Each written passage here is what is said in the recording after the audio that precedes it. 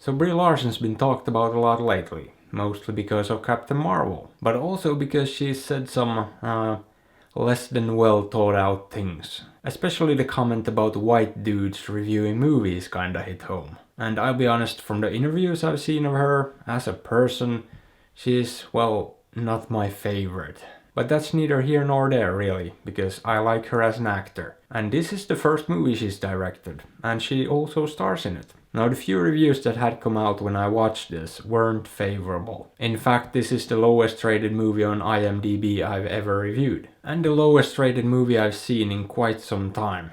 Maybe years even. It's sitting at a pretty staggering 3.5 at the moment of writing this. Now that didn't really bother me because it looked interesting. It also had a great cast, and I was genuinely curious to see it. And I had a feeling the rating might have been skewed a bit because of the recent drama. But what's it about, and is it really that terrible? Well, it's about this young woman, an aspiring artist, who hits a bit of a rough patch and moves back home with her parents. She basically decides to try to get her life back together, and through a series of events she finds this weird store, run by Samuel L. Jackson's character. Things kinda go from there and get slightly surreal, but not completely over the top. But you never really know what's fantasy and what's not, and if everything might just be in her head, or if these things are actually happening. And well, it's pretty quirky to be honest. And I know some people really don't like quirky movies. I don't even like them a lot of the time. It can get annoying and too cutesy. However, I honestly enjoyed this. I liked it. It worked for me. I mean, from a technical perspective, it's a well-made, very solid movie. There's nothing wrong with the direction, the editing, the cinematography. I actually like the score quite a bit. It fits the sort of mystical and whimsical mood of the movie. And I thought the pacing was great. Time basically flew by watching this. I mean, it's only 90 minutes, but it didn't even feel that long. But the part I liked the most, and what really made this movie for me, was the acting and the characters and the dialogue. I mean, the dialogue is very well written.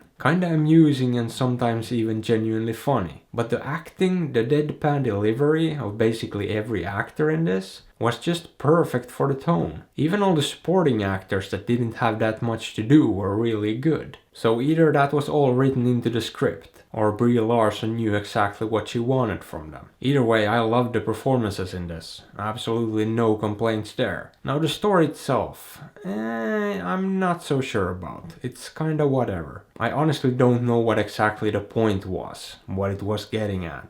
Be yourself, don't give up on your dreams, finding love?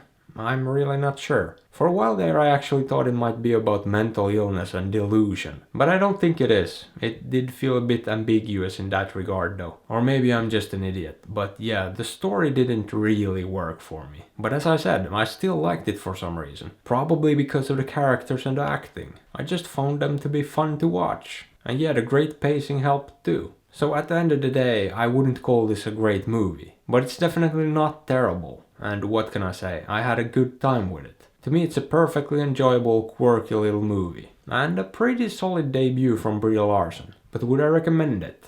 Sure, as long as you don't mind a fair amount of quirk. So maybe check it out, maybe don't. I'm not your dad. But I am trying to sell out, so consider liking, subbing, hitting that bell and supporting me on Patreon. Because I really need to get myself a stable and a unicorn. And hey, why not drop a comment below or check out another review?